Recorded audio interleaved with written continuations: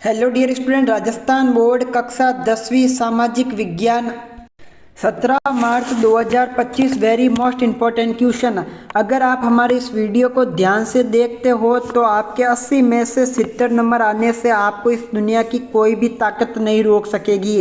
तो वीडियो को अंत तक जरूर देखें। सबसे पहले आपको यहाँ पर क्वेश्चन दिए जाएंगे, वो अबसद के आपको टोटली 17-18 क्वेश्चन दिए जाएंगे।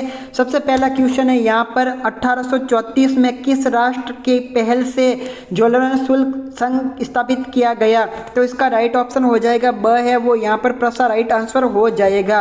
यहाँ पर अगला क्वेश्चन है, इनमें से किस राज्य में काली मृदा मुख्य रूप से पाई जाती है? तो यहाँ पर आपका राइट ऑप्शन हो जाएगा महाराष्ट्र। मैं यहाँ पर शॉर्ट में आप लोगों के लिए सीधा आंसर ही बता रहा हूँ, इसलिए इस वीडियो को लाइक और चैनल को सब्सक्राइब जरूर करें। भारतीय वन्य जीव संरक्षण अधिनियम कब पारित किया गया?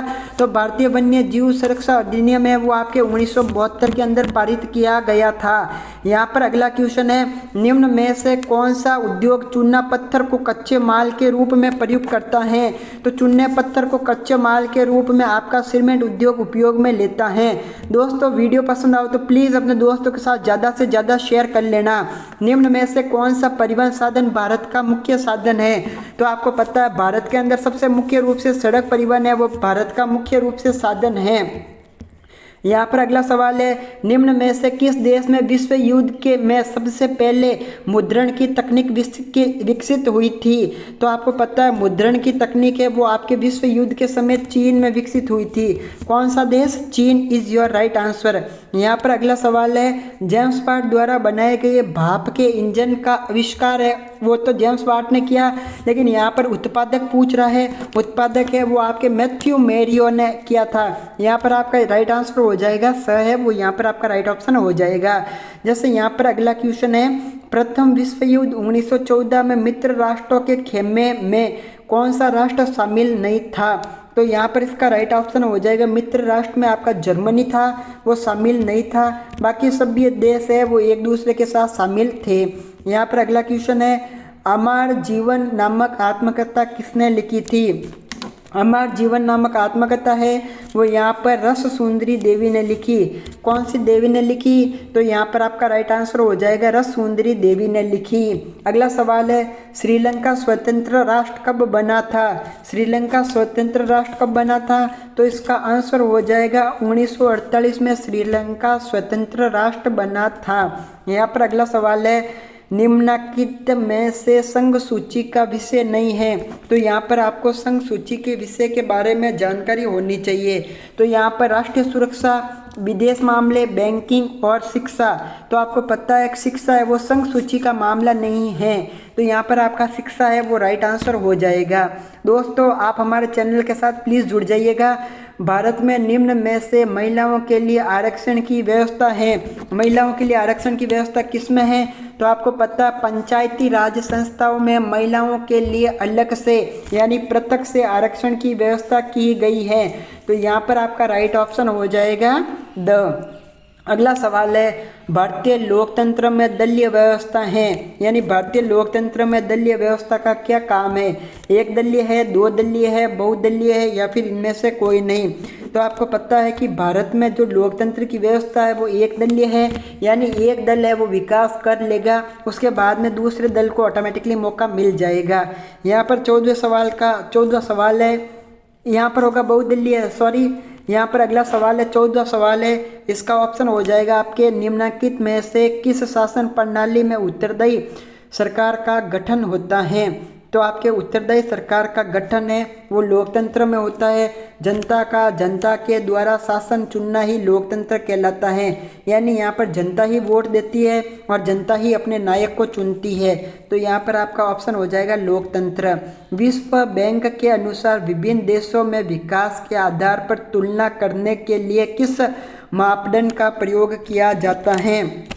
तो आपको पता जब भी इस तरह के मापदंड का प्रयोग किया जाता है तो प्रति व्यक्ति आय के हिसाब से हम यहाँ पर अंदाज लगाते हैं कि इस देश का विकास कितना हुआ है व इस देश का विकास का क्या प्रोसेस है। प्रति व्यक्ति आय यहाँ पर आपका राइट ऑप्शन हो जाएगा। यहाँ पर अगला सवाल है, निम्नलिखित में से करेंसी नोट जारी करता है। यहाँ पर करेंसी नोट कौन जारी करता है, तो आपको पता है कि भारतीय रिजर्व बैंक है वो करेंसी नोट जारी करता है। आपने अगर 500 का नोट देखा होगा तो वहाँ पर लिखा होगा मैं धारक को 500 रुपये या फिर 1000 रुपये जो भी जिसका भी नोट हो वो अदा करने का वचन देता हूँ। तो यहाँ पर आपने देखा होगा भारतीय रिजर्व बैंक के द्वारा होता है। यहाँ पर अगला है, निम्न में से उपभोक्ताओं का अधिकार नहीं है। बाकी सब तो अधिकार है, लेकिन एक अधिकार ऐसा जो उपभोक्ताओं को नहीं दिया गया है। सूचना पाने का अधिकार उपभोक्ता को है, चयन का अधिकार उपभोक्ता को है, सुरक्षा का अधिकार उपभोक्ता को, लेकिन बाजार में भावताव कराने का अधिकार उपभोक्ताओं को नहीं है। जो दुकानदार भाव बताए उसमें आपको लेना हो तो लो, नहीं तो दुकानदार पर भावताव करवाने का अधिकार उपभोक्ताओं को नहीं है। राष्ट्रीय व्यापार को उदार बनाने वाली संस्था कौन सी है, तो आपको पता है विश्व व्यापार संगठन है, वो आपके राष्ट्रीय व्यापार को उदासीन बनाती हैं। यहाँ पर आपका राइट ऑप्शन हो जाएगा। यहाँ पर आपका अगला सवाल है, देखिए अब आपको 2 नंबर सवाल में 1 से लेकर 5-6 तक खाली जगह दी गई है, वो आपको खाली जगह करनी है। वियना सम्मेलन 1815 में किसकी अध्यक्षता में किया गया था, तो आपको पता वियना सम्मेलन है वो मेटरनिक की अध्यक्षता में किया गया था। कौन सा मेटरनिक की अध्यक्षता में किया गया था। दूसरा सवाल है, भारत में मुख्य खाद्यान्न की फसल है, तो सबसे पहले है चावल, सेकंड नंबर पर है गेहूँ। भारत में मुख्य खाद्यान्न की फसलें हैं। तीसरा है, दो देशों के मध्य वस्तुओं के व्यापार को क्या कहते हैं, तो 2 देशों के मध्य वस्तुओं के व्यापार को अंतर्राष्ट्रीय व्यापार कहते हैं। यहाँ पर आपका राइट ऑप्शन हो जाएगा अंतर्राष्ट्रीय व्यापार।